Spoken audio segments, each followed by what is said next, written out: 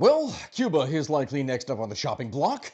First it was Venezuela, then Iran, and now chances are with the way things have been going, Cuba will very soon find itself under new management, without management, or unable to be managed as everything inside of it collapses.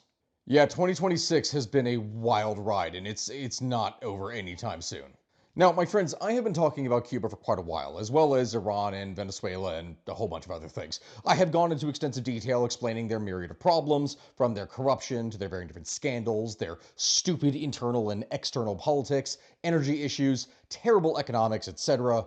In fact, the longer that I do this and cover historical context of geopolitical events, the more common it is that I begin to see similarities and patterns emerge in all of these very different countries. In fact, I'm sure that same thing is probably occurring to you who watch my videos regularly. And now, of all times, here in early 2026, US President Donald Trump has been joking around over whether or not he would have the, and I quote, honor of taking Cuba, end quote. This was said on Monday, the 16th of March, 2026, the same day that the communist-run island's electricity grid would suffer its first nationwide collapse since the US effectively shut off the flow of oil to the country, and this would last all the way through the time that I am now making this video on March 20th, in which, according to reports, the power has only been partially restored, leaving millions of people without power still. It is bad. It is extremely bad. The Ministry of Energy and Mines would post on social media on March 16th that its National Electric System, the SEN, would suffer a, and I quote, total disconnection, end quote, without really providing details as to the cause of the electrical grid's collapse or how long until all the country's 10 million inhabitants were expected to have power again. The blackout became the third major one in the country in like the past 4 months. So this really isn't anything new. And according to Al Jazeera, now a couple of days later, power is slowly being restored in the capital, but most parts of the country do not have any supply whatsoever. Without fuel to power the country's energy grid, industry, transportation, essential services like healthcare, education, food distribution, and sanitation are all grinding to a halt.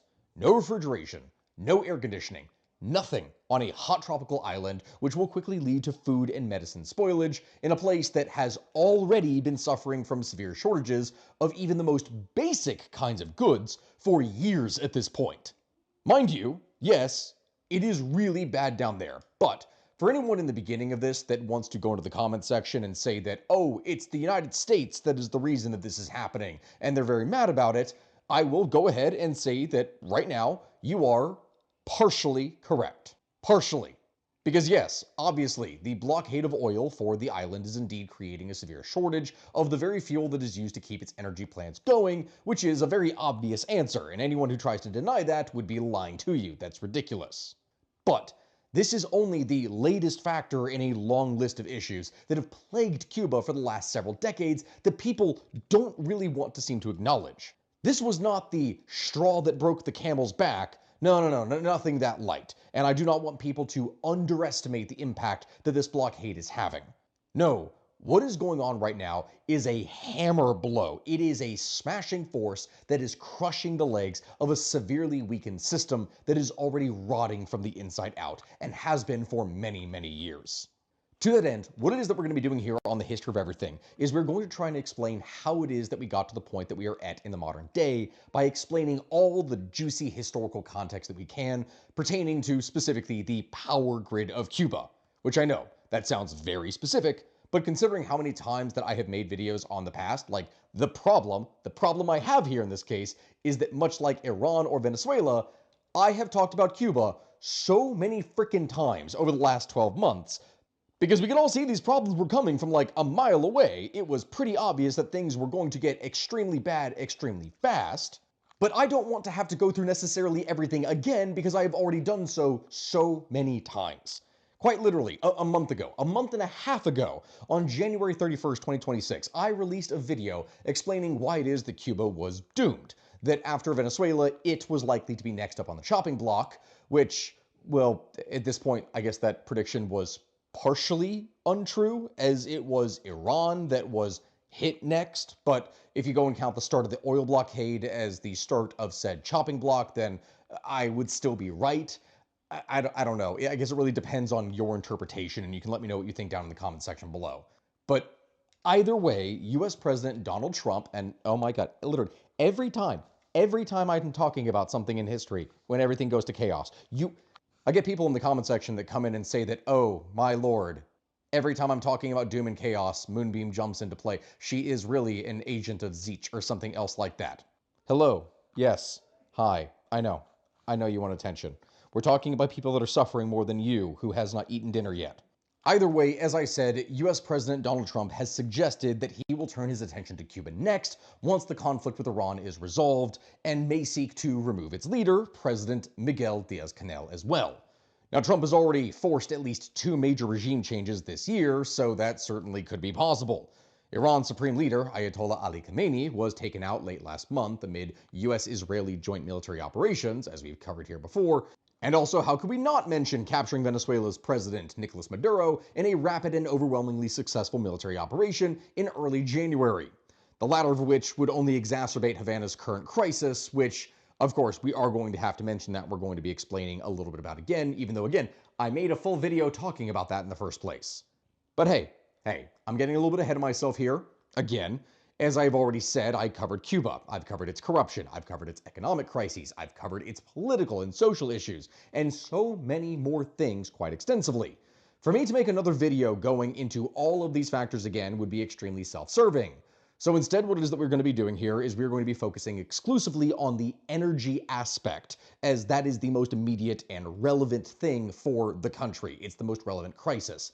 That is the part that we have to go very deeply into here today.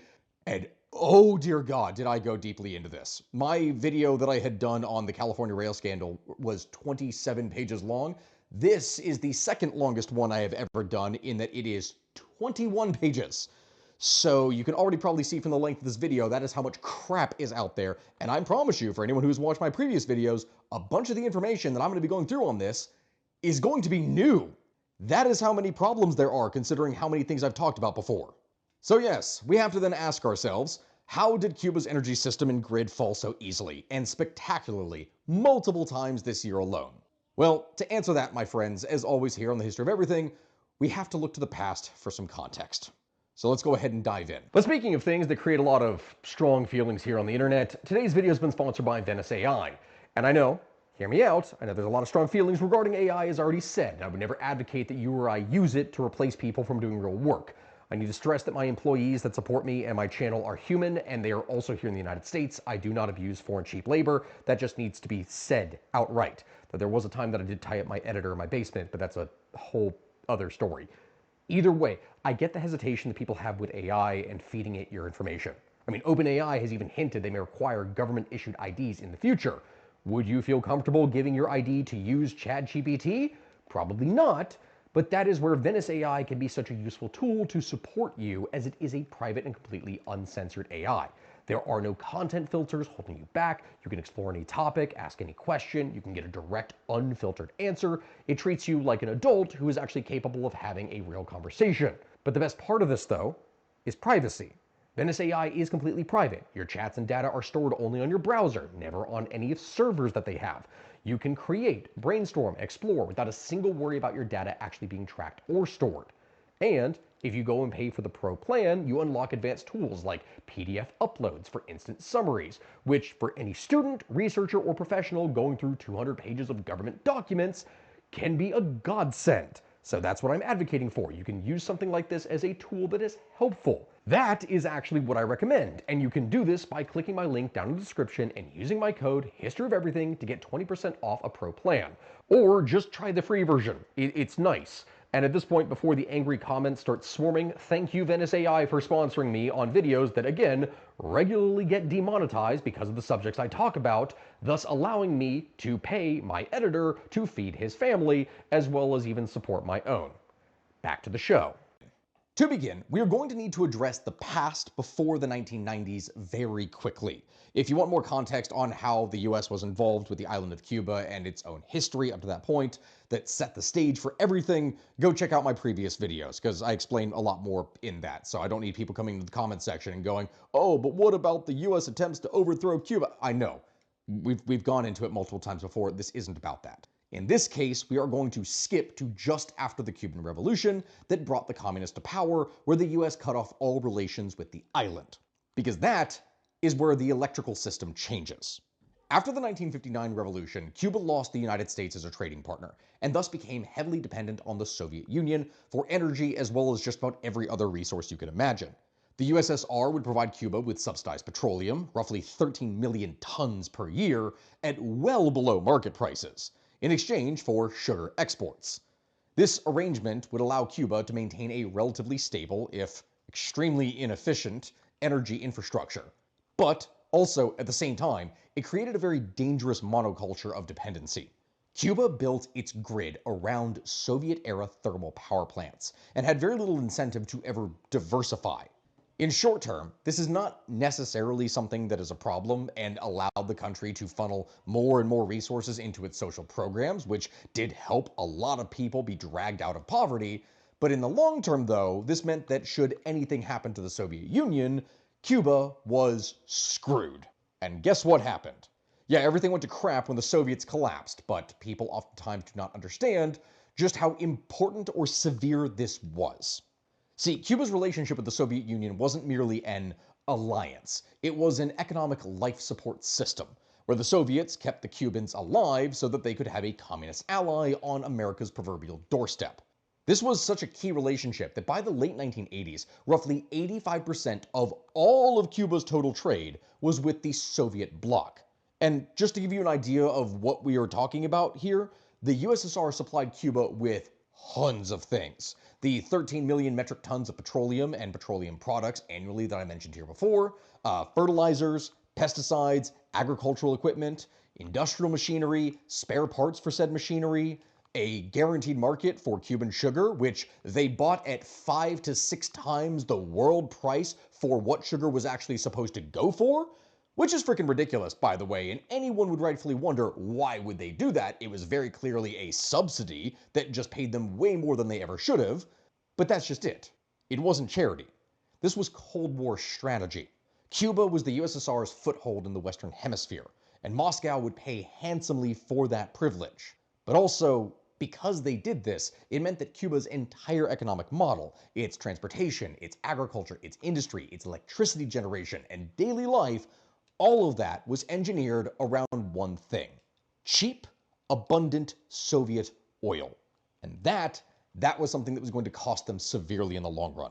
You see, when the Berlin Wall fell in 1989 and the Soviet Union formally dissolved in December of 1991, the taps on oil didn't necessarily shut off overnight.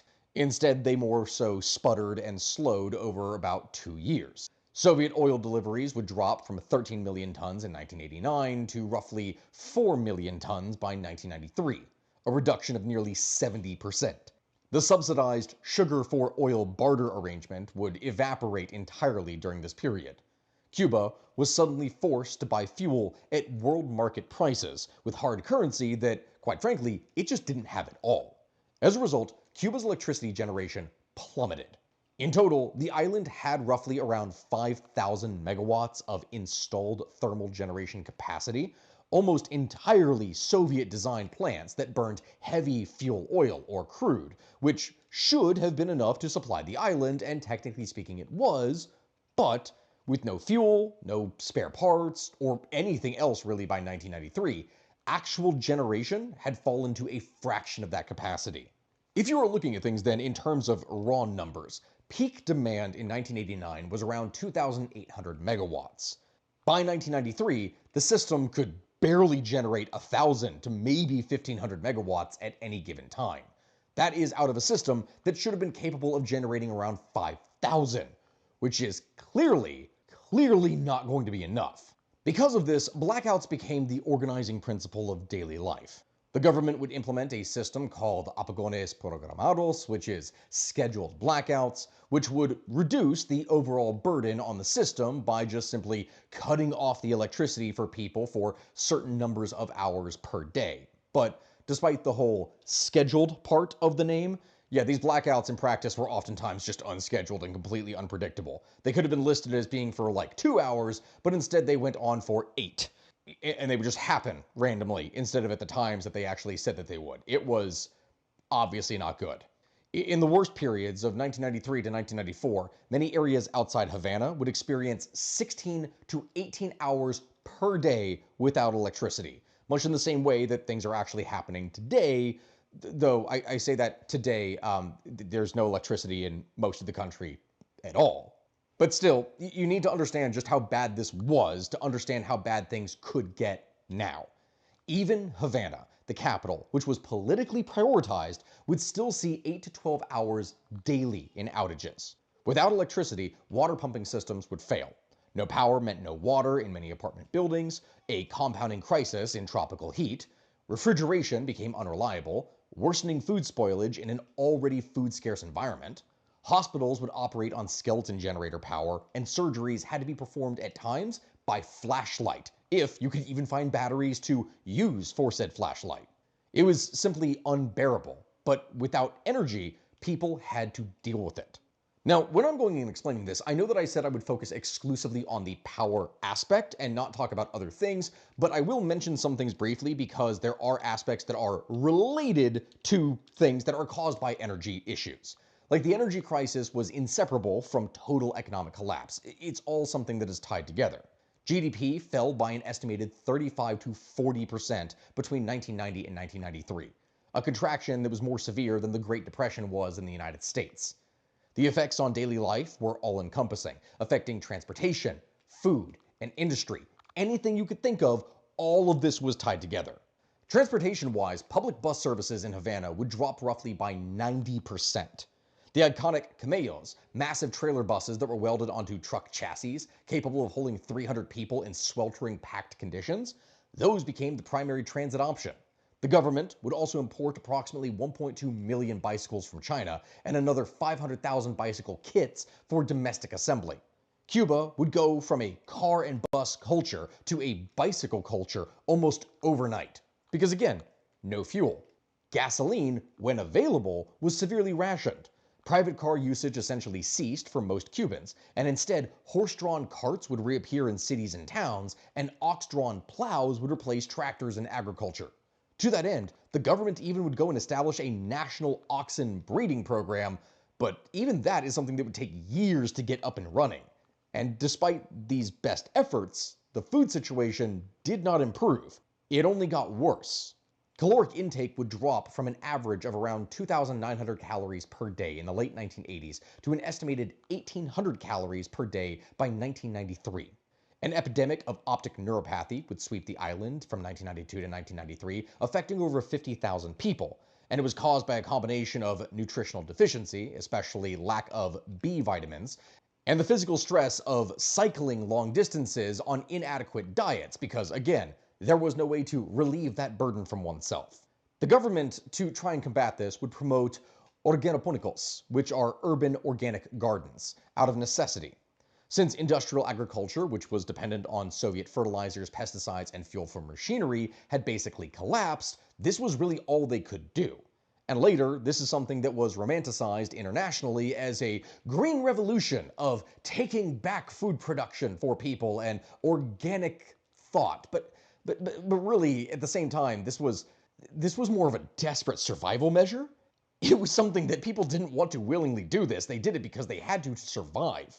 Things were so bad that the average body weight would drop by an estimated 5 to 10 kilograms or 11 to 22 pounds per person during the worst years. With no food to fuel its workers and no oil to fuel its factories, industry would completely collapse.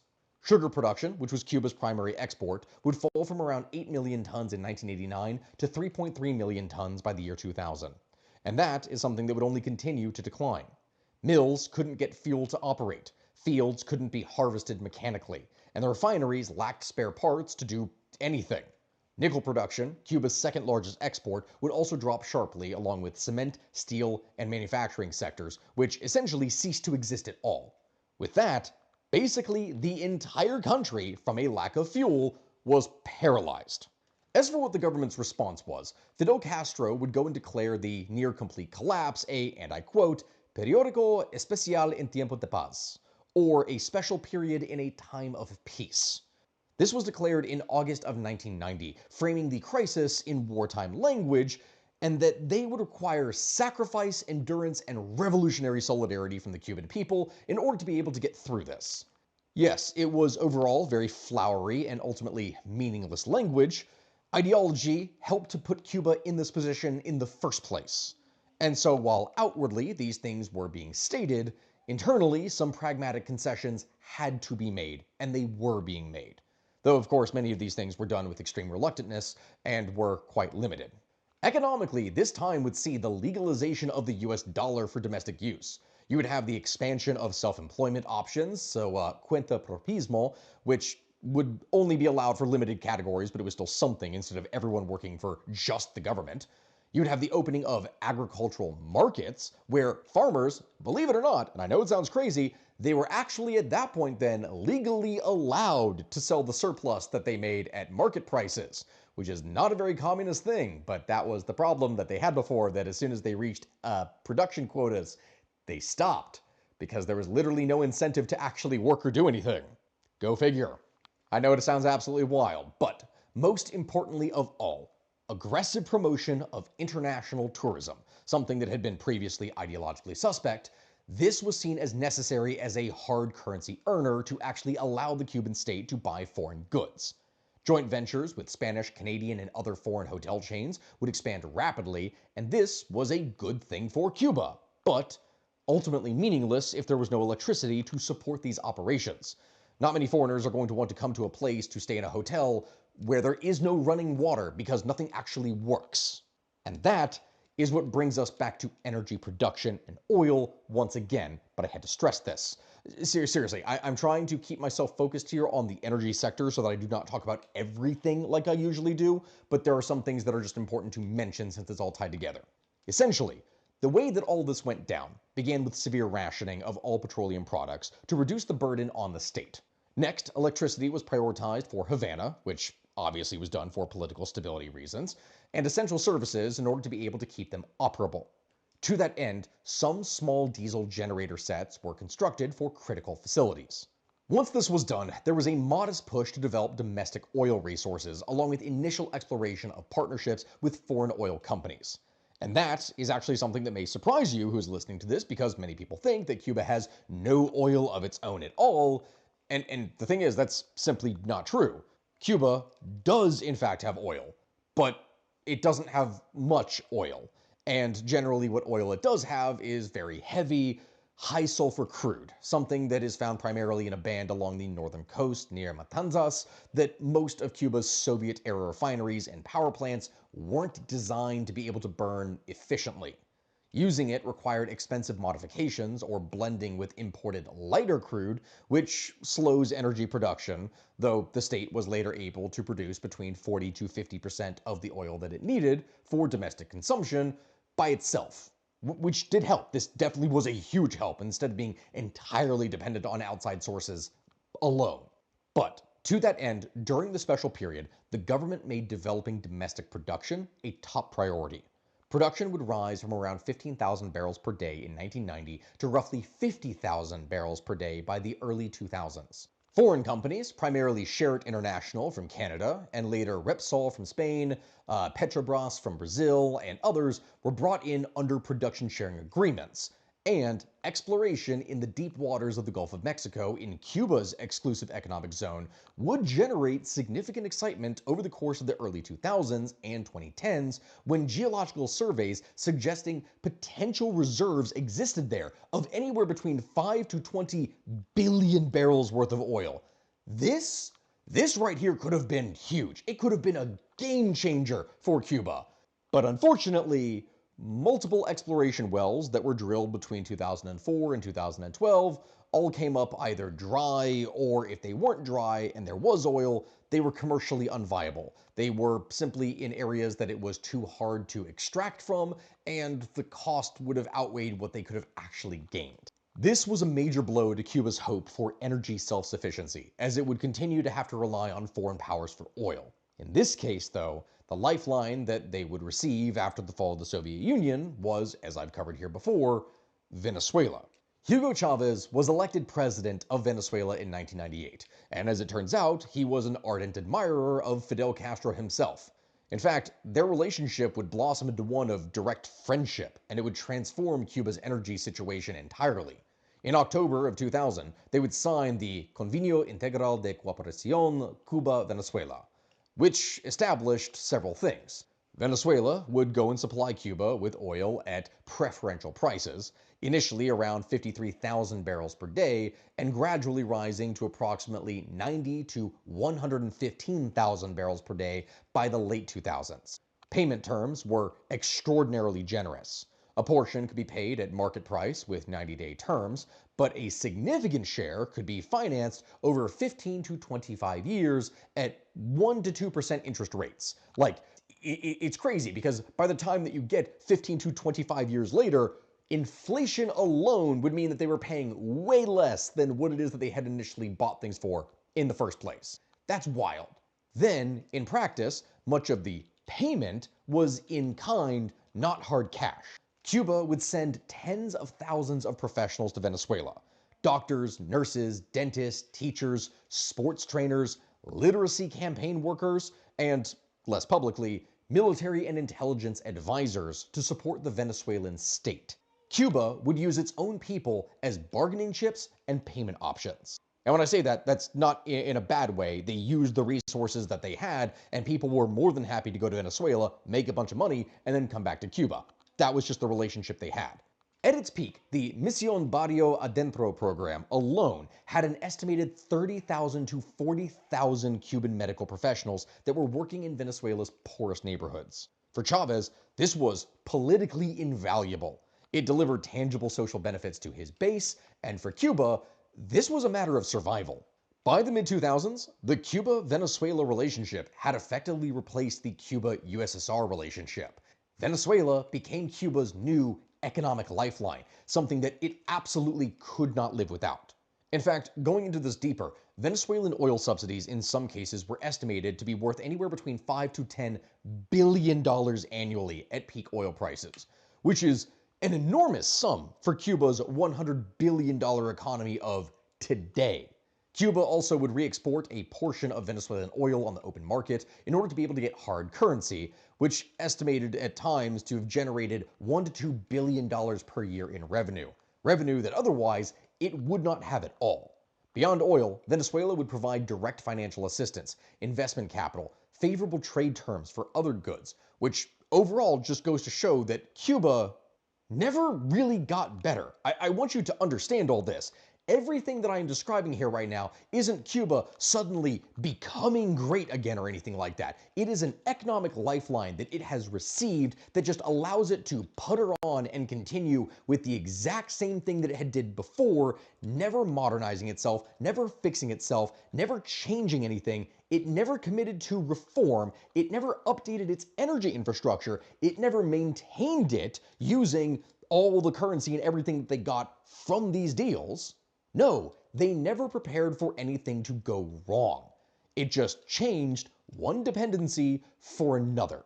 Cuba was once again staking its very survival on a single foreign benefactor, and should anything happen to it, they would be screwed.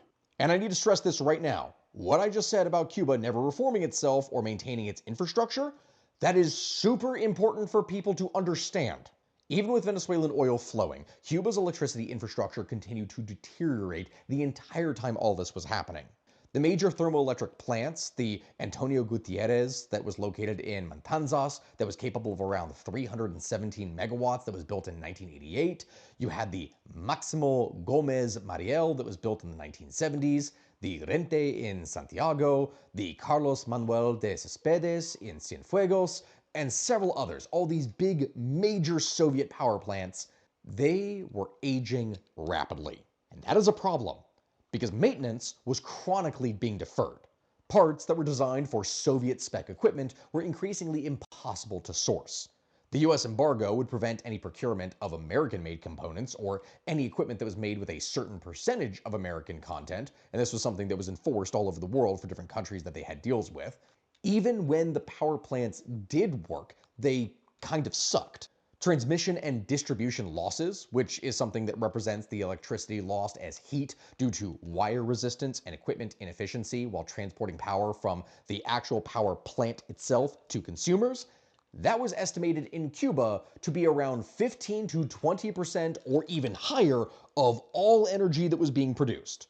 Which, mind you, just to give you an idea of what it normally is, in international norms, that is typically anywhere between 6 to 8%. Like a power plant, in transporting the electricity that it produces, usually loses around 6 to 8%, and Cuba was 15 to 20, oftentimes more than that. That is terrible. That is horribly, horribly bad. And so, even as power production was gradually decreasing, peak demand was growing, something that was driven by population, urbanization, and ironically, actually, from all this, the government's own appliance distribution programs that frickin' gave people more things to use electricity. I swear on that last part, the jokes in history just write themselves sometimes. It's wow. Still, despite the obvious losses, it's not like the government did absolutely nothing during this time, so I can't be uncharitable here. By 2004 to 2005, despite Venezuelan oil, Cuba was still experiencing significant blackouts, sometimes in areas lasting 8 to 12 hours per day in certain provinces. A series of severe outages in Havana in the summer of 2004 would even prompt Fidel Castro to announce the Revolución Energética, the energy revolution, in January of 2006. Castro would personally champion the initiative with characteristic intensity, delivering hours-long televised addresses on the topic, which, I guess, as a side note here, I do wonder genuinely how much frickin' electricity that used, but I digress. Either way, there were several key components to this new campaign. First up, you had a whole push for compact fluorescent light bulbs, or CFLs. The government would go and distribute approximately 9 million free CFLs to go and replace the incandescent bulbs across the island that people were using, which, thus, from them doing that, this effectively banned the less efficient incandescent bulbs. This was estimated to reduce lighting demand by 1,000 megawatts or more, a massive impact on a system that was struggling to even generate 2,000 to 2,500 megawatts. Along with this, the second part is appliance replacement, which goes hand in hand with the thing that I mentioned here before about the increased demand. Basically, the way this worked is that the government would go and distribute or subsidize millions of new, more efficient appliances. We're talking over 2 million rice cookers, over 1 million pressure cookers, approximately 250,000 new refrigerators to replace the ancient, energy-guzzling Soviet-era models.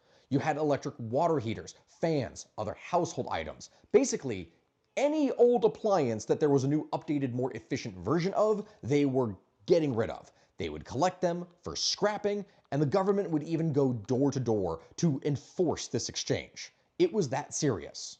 Next up, beyond this, was possibly the most important thing that was crucial at the time for the early 2000s, and later would end up becoming just another crutch. This was distributed generation, or grupos electrogenos.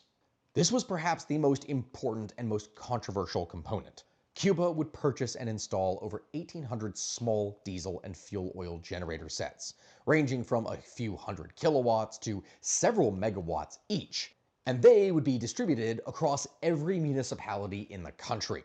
An additional 893 emergency backup generators were placed at key social facilities, these being hospitals, water pumping stations, food processing plants, schools, etc., and they were primarily sourced from companies like MAN or Hyundai or MTU and various other Chinese manufacturers. As for why they did this, overall, considering what had happened in previous years, the strategic logic was pretty sound. Instead of relying on a few large, fragile thermoelectric plants that were connected by a vulnerable transmission grid, distributed generation provided redundancy. If one generator failed, only small areas could be affected.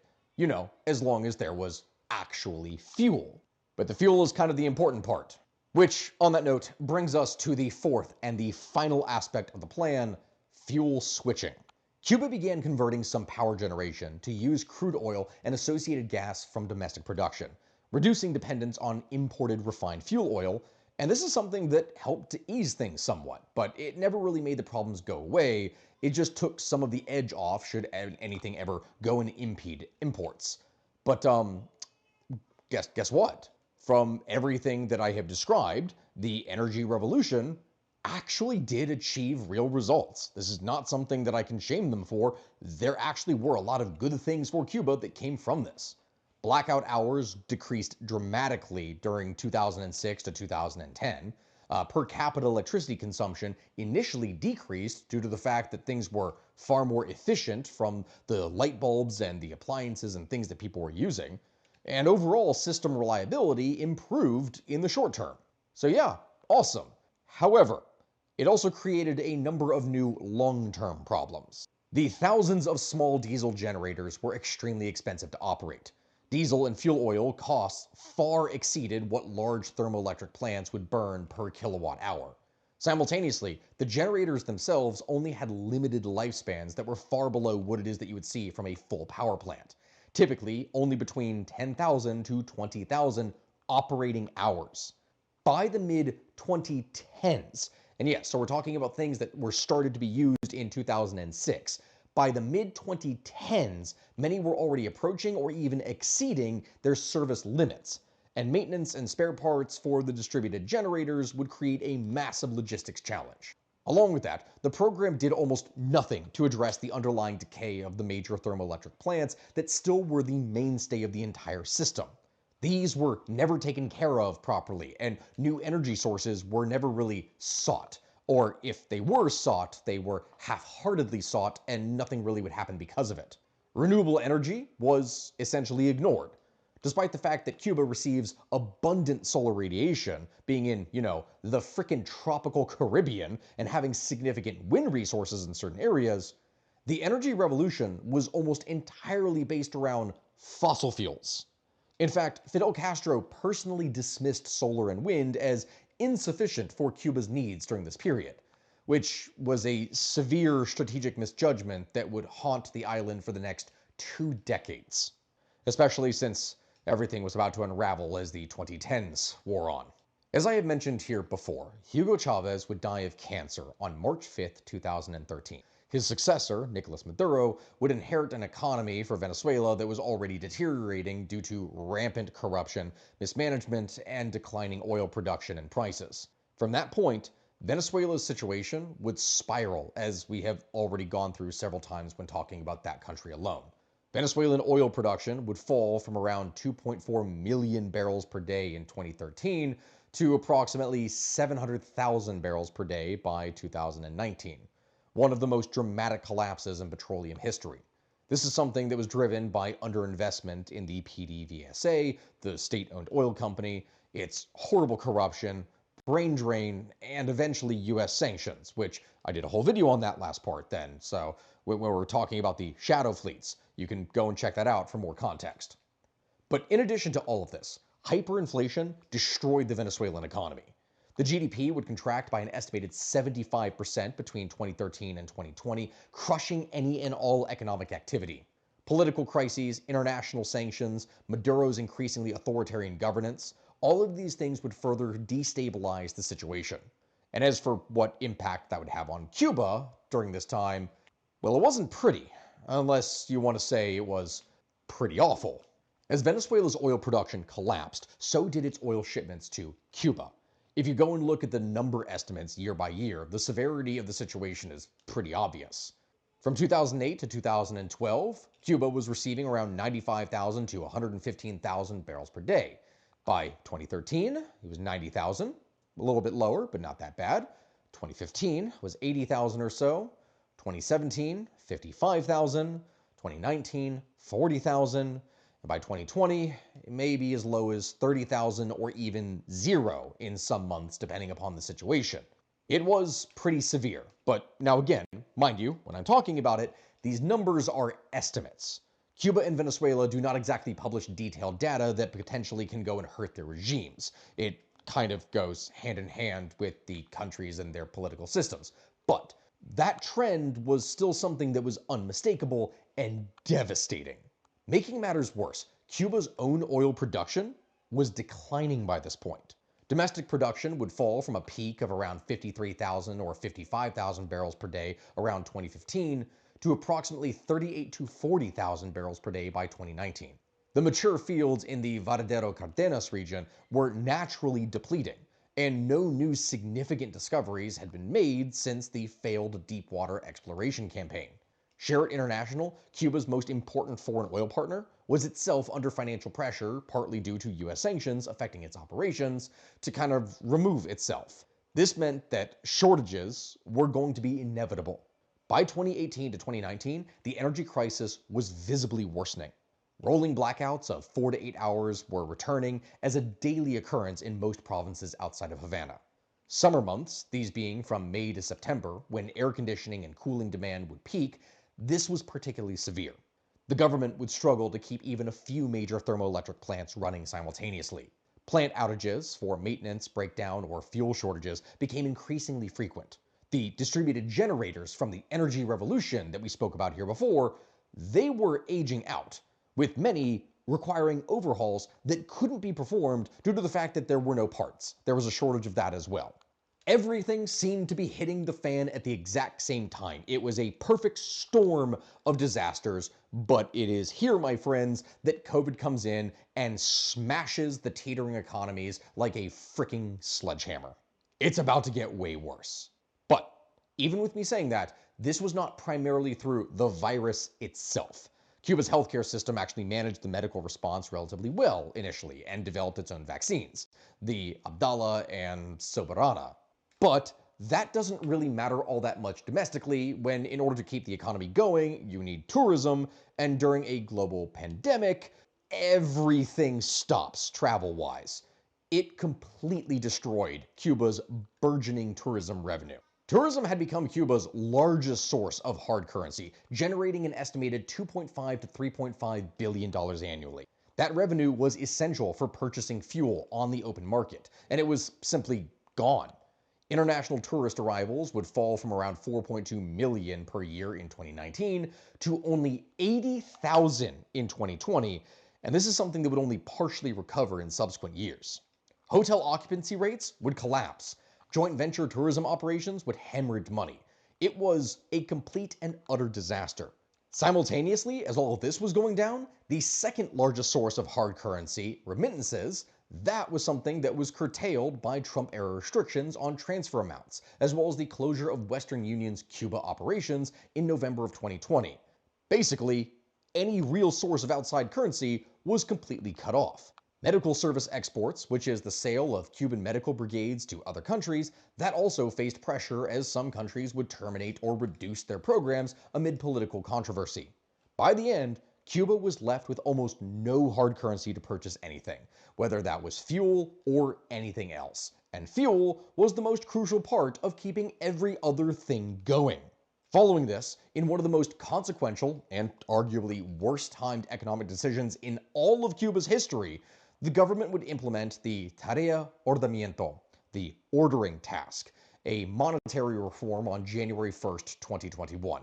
Basically, the way this whole thing worked was that the dual currency system, the Cuban peso, which was the CUP, and the convertible peso, which was the CUC, that was unified into a single currency, just the CUP.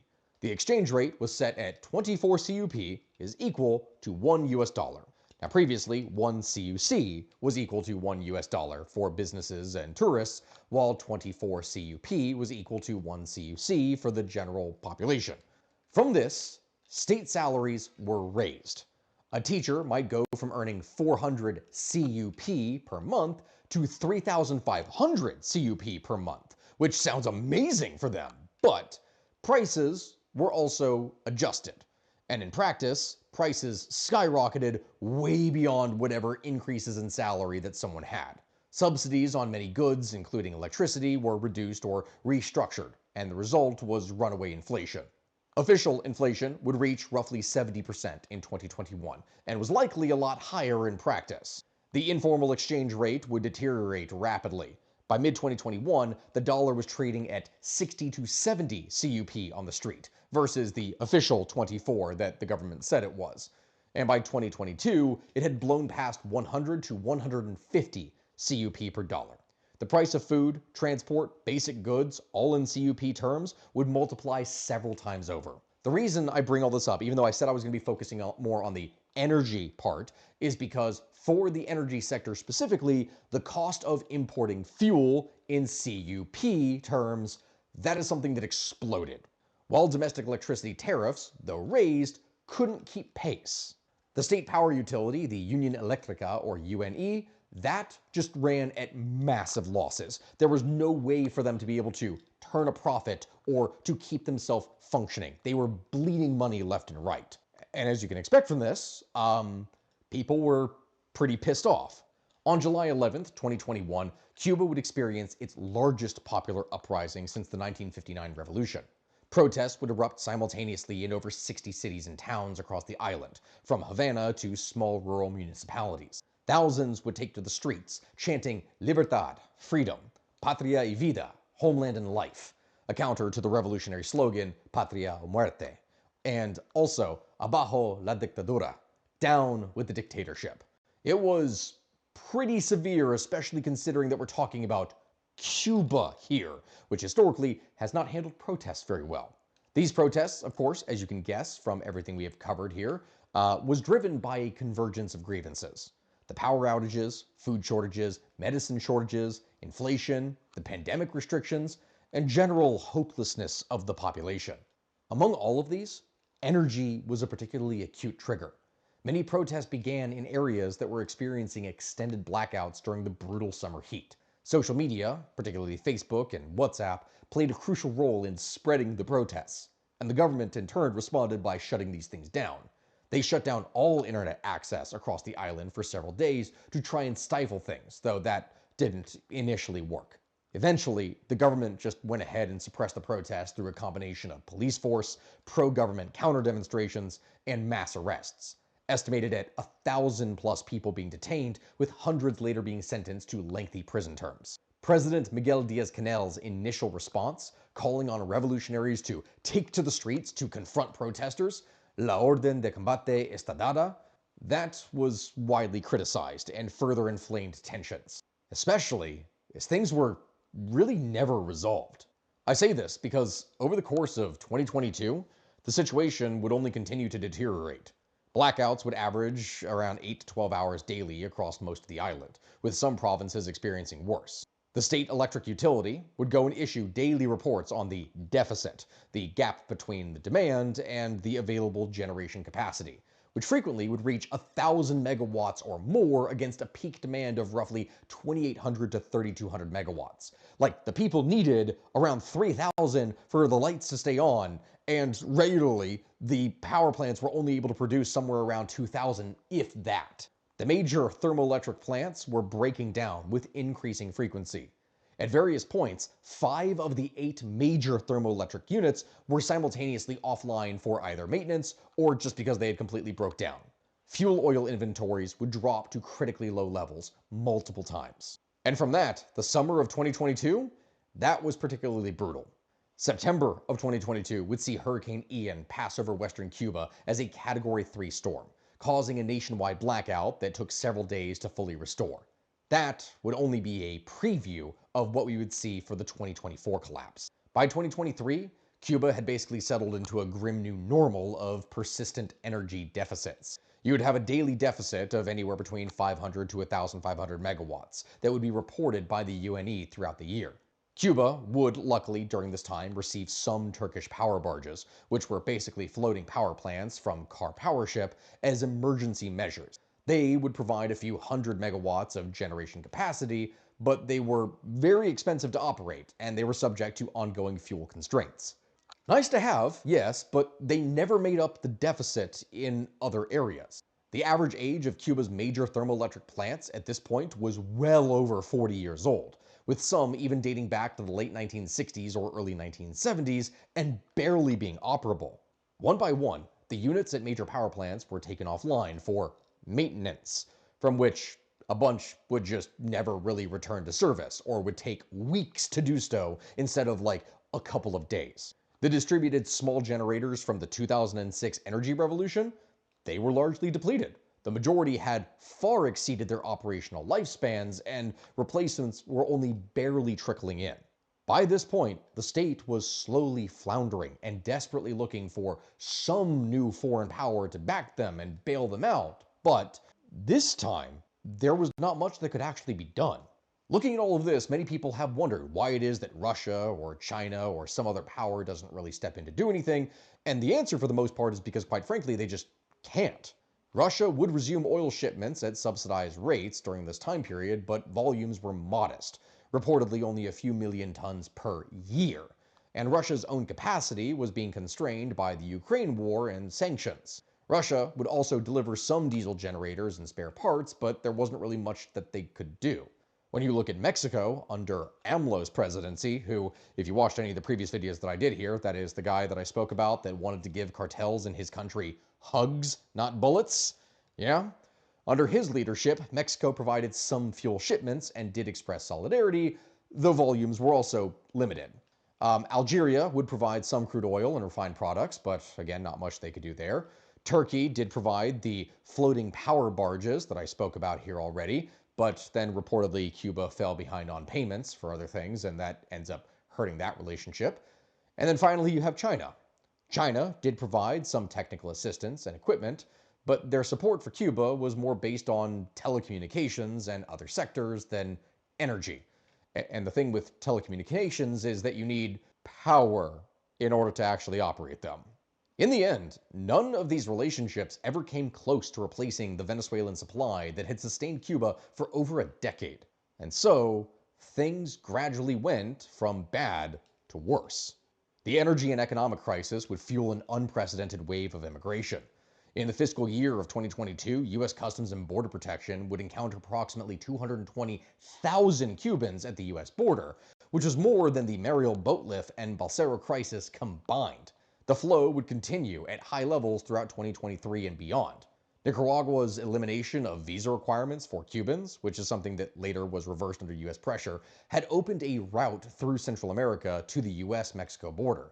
And that exodus, that mass exodus of people, is something that disproportionately drained Cuba of young, working-age professionals, including electrical engineers, power plant technicians, and other skilled workers that were essential for the energy sector. Basically, those that were oftentimes left behind were the old and the extremely young. There wasn't an in-between of the most skilled as well as able-bodied workers in society, which is a problem. That brain drain created a vicious cycle. The worse conditions got, the more people left, which made it harder to maintain the systems, which in turn made conditions worse, and then etc., etc., etc. You can see how that would go. By mid-2024, Cuba's electrical grid was operating on the thinnest of margins. The typical daily pattern had become established. In the morning, you had some generation capacity that was online, limited blackouts. By afternoon or evening, this was the peak demand hours where everything would surge. You would need heat for cooking, you would have lighting, you would have air conditioning, etc. And from that, generation would fall short and you would have widespread blackouts. At night, demand would drop, you'd have partial restoration, and the system was then held together by shrinking number of functional generating units, which would be supplemented by the floating power barges and whatever distributed generator still actually functioned. There was essentially zero reserve margin. Any single plant, anything that went wrong could cause a cascading failure. And then guess what happened? On the morning of Friday, October 18th, 2024, Cuba's energy crisis reached its peak, or at least peak for the time. The Antonio Gutierrez thermoelectric plant in Matanzas, which is Cuba's single largest generating unit, and the backbone of its national grid, that experienced an unexpected shutdown. Now, the official cause was described as a failure during maintenance, though specifics were vague, and Gutierrez had been responsible for a disproportionate share of Cuba's generation. When it dropped offline, the remaining plants just could not compensate. The sudden loss of generation caused frequency instability across the grid, and in electrical systems, generation and demand must be precisely balanced. The frequency, which is like 60 hertz in Cuba, that serves as the indicator. When generation drops sharply, frequency falls. The other generating units, which were already stressed, began to trip offline automatically in order to protect their systems. These were things that were automatically activated in response to the frequency deviation. That, in turn, triggered a cascading failure. Every single plant that tripped would put additional strain on the remaining ones, which in turn would cause them to trip as well. It was a domino effect that just could not be stopped. Within a short period, the entire national electrical grid would collapse. Cuba, all 10 million inhabitants, went completely dark. This, my friends, was a catastrophic failure, and one that could not be easily fixed. And I'm going to explain that here so you all understand why this is so rough. Restoring a grid after a total collapse, a black start, if you will, is something that is extraordinarily difficult, especially in a place like Cuba where everything has kind of sucked. Unlike a partial outage where functioning parts of the grid can be used to restart the downed sections, as long as there's spare power, a total collapse means that every generator must be restarted from zero. It must be synchronized and carefully reconnected. On October 19th, partial power was restored to some areas of Havana and a few other locations, but that grid would collapse again the same day. On October 20th, another partial restoration was achieved, and the grid then collapsed a third time. On October 20th, another partial restoration was achieved, and then the grid went and collapsed a third time. It wasn't great, but it was about to get significantly worse because from that same day, October 20th through the 21st, Hurricane Oscar, a Category 1 storm, so not the worst, but still a storm, that made landfall in eastern Cuba, in the Baracoa, Guantanamo province, that area, bringing heavy rain and flooding. Now, again, while not an extremely powerful storm because it was only a Category 1, it did hit a country that was already on its knees with no electricity, no water pumping, and severely compromised communications. The flooding from Oscar would kill at least 6 people, though some reports would put this number higher, and it would cause significant damage in eastern Cuba that no one could really know what was damaged or what to do because no one could communicate with one another at all. Full grid restoration took approximately 4 to 5 days, with some outlying areas waiting even longer. By October 22nd to 23rd, most of the country would get at least intermittent power, but things were still shaky. Now, as for how the government responded to all of this, President Diaz-Canel would make televised appearances acknowledging the severity of the crisis, which is a bit unusual in a system that typically, again, downplays any kind of failures. But the government would immediately deploy the military to try and assist with restoration, and also, perhaps more importantly, maintain order for fairly obvious reasons, considering what it is that we have already discussed. The government feared a repeat of the July 2021 protests, and to that end, security forces were visibly deployed in major cities. As it was, some isolated protests and pot banging, which is a type of protest in Cuba called cacerolazos, that was reported, but it did not reach the scale of 2021. Things were quieter and overall just miserable. Not only the country, but it seems even the people themselves did not have the energy to actually do anything.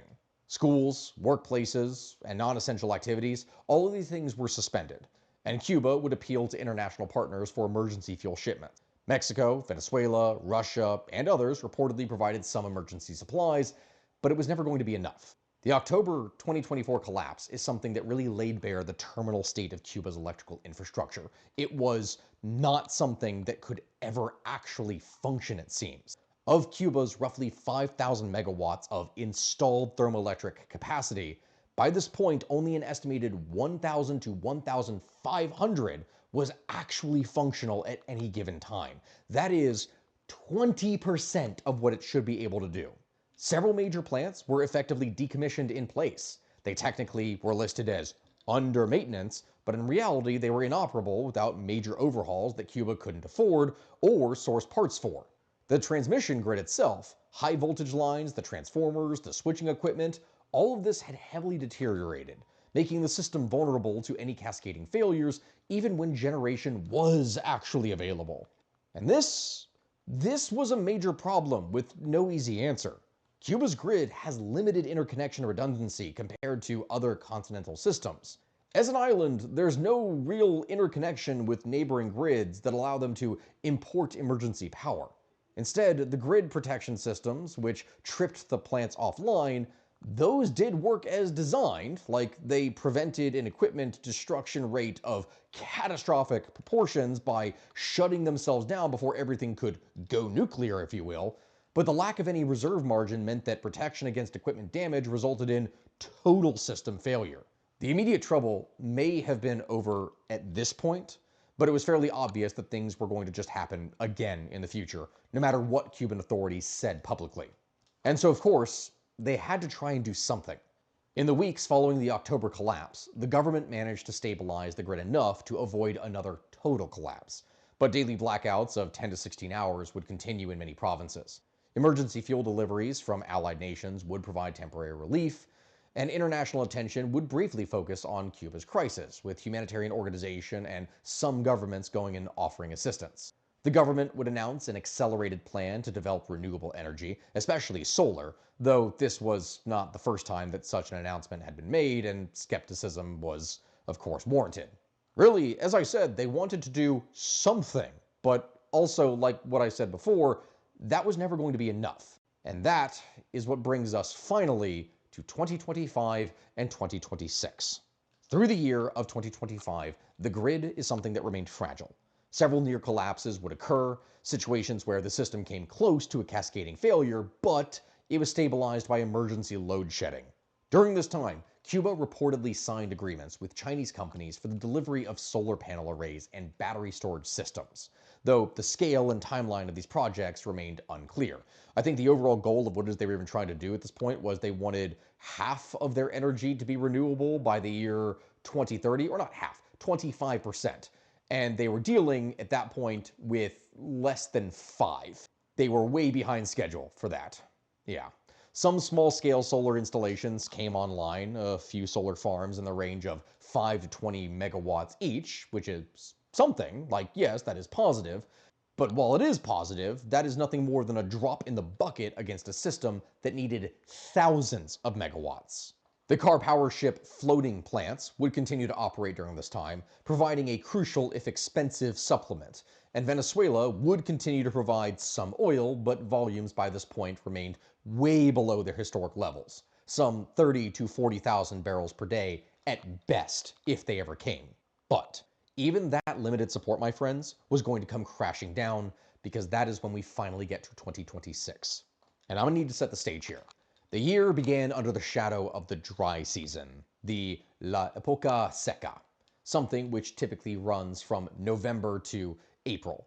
Now, while demand is theoretically lower during this time because it's a lot cooler during these months compared to the summer peaks, January of 2026 would reveal a critical flaw. The state utility, UNE, had deferred necessary maintenance during 2024 and its summer peak and the post-hurricane recovery of late 2025. Meaning that a massive backlog of repairs were attempted or scheduled for this time all at once.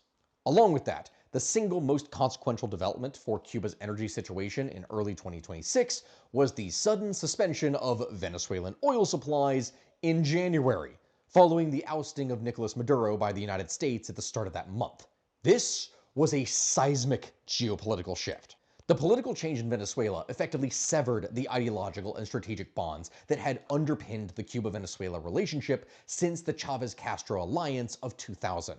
A post-Maduro Venezuelan government didn't really have much incentive to continue to subsidize Cuba's energy needs, and every incentive to instead try to normalize relations with the United States and redirect their resources domestically.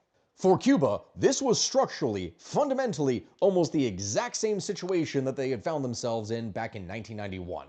The loss of a patron state.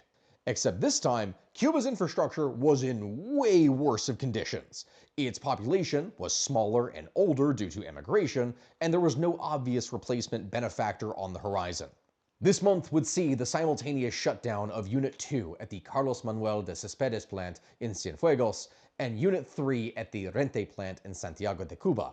Now, these were not unexpected breakdowns, as I said here before, but planned maintenances that extended significantly past their deadlines due to a lack of spare parts. The Antonio Gutierrez plant in Matanzas, the workhorse of the grid, as I've explained before, that operated with severe instability. It tripped offline 3 times in January alone.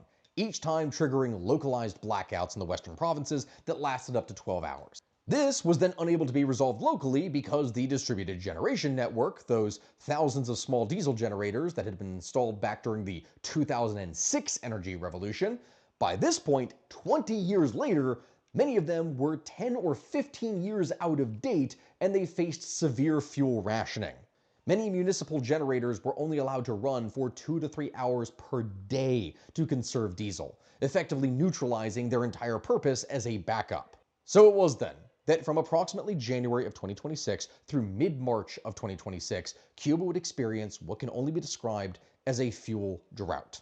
Reports indicate that Cuba did not receive a significant fuel shipment for roughly these 3 months, all the way from the beginning of January through mid-March. The island was essentially running on whatever reserves it had in storage, plus its declining domestic production, the 35,000 to 40,000 barrels per day of heavy crude.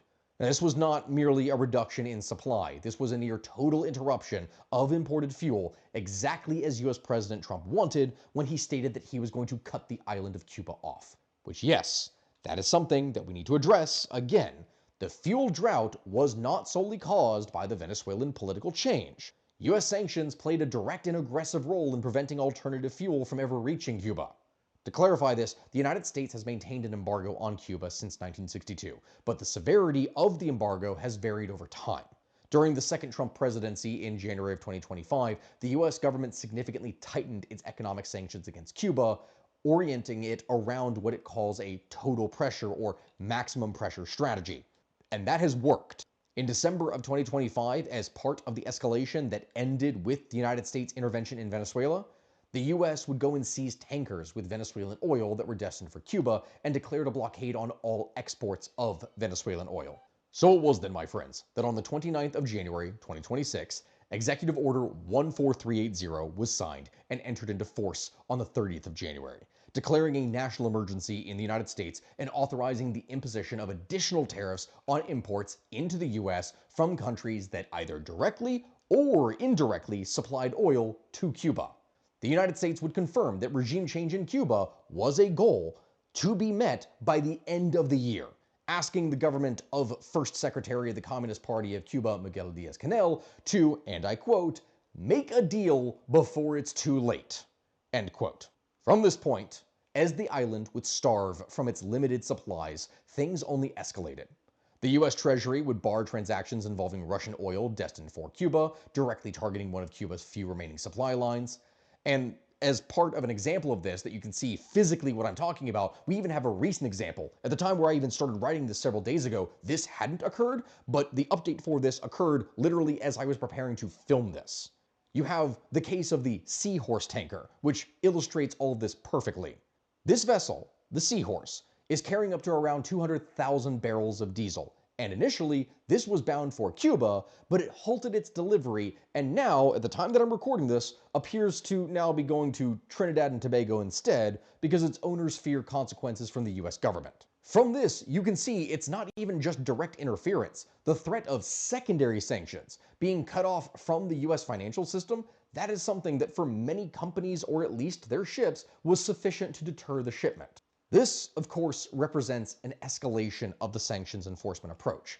It wasn't just that Cuba couldn't buy fuel, it was that shipping companies were too afraid to deliver it even when Cuba had already arranged purchases. The effect of this was de facto a naval blockade by financial means. Cuba was being strangled, not by warships, but by threat of sanctions on anyone who helped supply the island.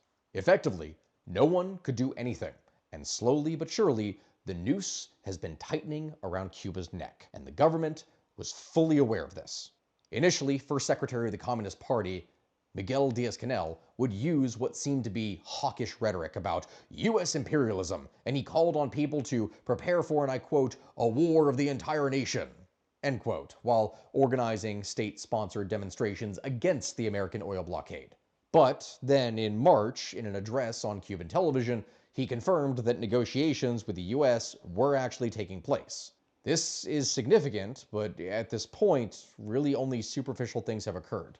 As an example of this, the Cuban government would announce that it would release 51 political prisoners in the coming days, and that this move was something that was described as being as taken in a spirit of goodwill following diplomatic engagement with the Vatican, which had been involved in dialogue with Cuban authorities. There are, as you can imagine, quite a lot of political prisoners in Cuba, so this is a bit of a drop in the bucket. In fact, as things worsen in Cuba, there may even be more political prisoners eventually, because we are now finally getting back to the blackouts that spawned this video in the first place. Cuba has experienced at least 3 complete grid collapses between late 2025 and March of 2026.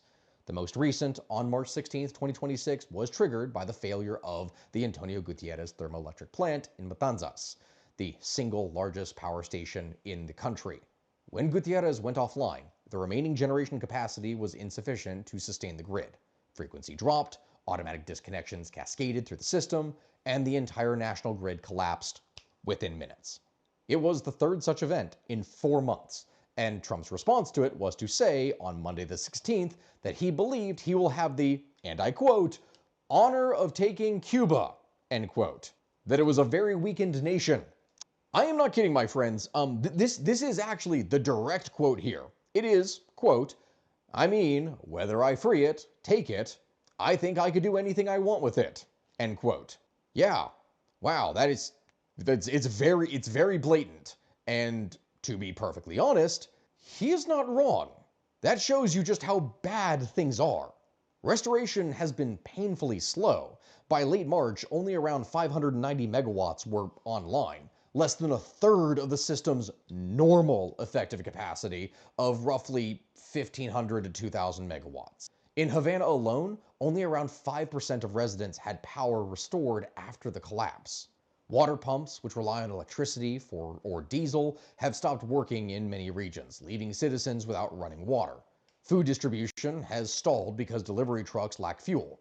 For several weeks now, piles of trash had already been accumulating on some streets of Havana because garbage trucks simply don't have any fuel to go and pick them up and collect it. Similarly, public transportation has been reduced, resulting in long lines at stations and overcrowded buses. This, as you can expect, was extremely upsetting to the people on the ground in Cuba, who would go on to protest in the days before and following the collapse, which, as I've explained, that is something rare in Cuba due to the heavy-handedness of its government. On March 7th, residents in parts of Havana would take to the streets to express their discontent by banging pots and pans and lighting bonfires. Days later, a group of students would hold a peaceful protest on the steps of the University of Havana, and they told reporters that they had decided to demonstrate peacefully because circumstances such as a lack of power and internet access prevented them from doing anything with their studies. Another protest would break out early Saturday morning in the city of Moron, in which demonstrators would partially destroy the local headquarters of the Communist Party. That is something that happened recently, like literally just this past Saturday at the time that I'm recording this on the 20th, and that shocked the world. As again, this is not something that normally happens in the one-party authoritarian state of Cuba. Authorities reported that 5 people were arrested in what was described as a demonstration related to the problems with energy supply and access to food on the island. Which, yes, considering everything we have talked about so far, that seems pretty obvious that that is what caused it. But that, my friends, brings us to the simple question here at the end of what exactly is going to happen next. As of March 20th, 2026, the time that I'm recording this, and of course, again, anything could happen after this, the grid remains unstable, with the government operating on a war economy mode, prioritizing only essential services and leaving residential areas in prolonged darkness. That is a situation that is likely only going to get worse. The imminent arrival of actual real summer heat. This is something that we would see really begin in April, going all the way through July or August. That is something that is viewed with dread by analysts and citizens alike. The consensus is that the system has survived the first quarter of 2026 only by luck, by the skin of its teeth. Even the shutdowns that they have experienced, that is not as bad as it could be. But the summer of 2026 is something that threatens to rival or far exceed the crisis of 2024. Cuba's energy future remains deeply uncertain. And as a result, there's a series of possible scenarios. This ranges from the ones that are arguably more optimistic, where due to significant foreign investment, maybe from China or something else, in renewable energy, combined with modest economic reforms that attract broader investment and some easing of US sanctions, This could gradually stabilize the grid over the course of 5 to 10 years, because that's not something that can happen overnight. It's physically not possible. That's the optimistic option. Next after that, you have the significantly more likely option, the status quo. The grinding pattern of daily blackouts, periodic near collapses, emergency fuel shipments from allies, and slow renewable deployment will continue indefinitely. Cuba would muddle for the next decade through things uncertainly and never really achieve reliable electricity supply. It will just continue with more of the same that I have been describing over the course of this entire video. The last part, though, is the more pessimistic one. Another total grid collapse occurs. Potentially, this could be during a major hurricane. This could be something that causes extended nationwide darkness and triggers a social and political crisis that could fundamentally destabilize the government, even leading to the entire country collapsing. It could happen. That is actually something that could happen. And from that, the US could intervene. Now, the most likely scenario, from everything that I've been talking about, barring a major geopolitical shift of some kind, appears to be some version of the status quo. A prolonged, painful energy crisis that defines daily life in Cuba for years or even decades to come. This is possibly the closest Cuba has ever been to total collapse since the revolution or the special period. The big difference this time, though, is that unlike what it is that we saw before, there is likely not a bailout from another nation coming. There is no Soviet Union. There is no Venezuelan alliance. Russia can do nothing. China can do nothing. Iran can do nothing. Cuba is truly on its own, and its system is, quite frankly, unable to cope. Something is going to give soon. How much that will be, though, depends on the flexibility of its government. Something that has been low historically, as well as the anger and will of its people, which is now higher than ever. Only time will tell. But mark my words, and I'm saying this right now, I normally don't make predictions, but I am right now. The summer of 2026 is not going to be a pleasant one. Mark my words. Thank you, my friends, for watching. That is everything that we're going to be going into here today. I appreciate all of you for watching. This is one of the longest videos that I have produced here in a while. So if you could like, comment, and subscribe, do anything you can to help support my videos, I would greatly appreciate it. Any kind of comments or things that really help in the algorithm. And besides that, as I've mentioned here before, if you want to see ad-free content of mine, you can go check out things on Patreon. Also, go and check out my actual history podcast show that I do, the History with Stakuyi. That is linked down in the description below. And if you want to travel with me, as potentially if you go to Greece or Croatia with me here this summer, then who knows? We might be on the beach in Greece as we watch the beaches of Cuba explode. Yeah, only time will tell. Thank you, my friends, for watching. I'll see you all next time, and goodbye, everyone.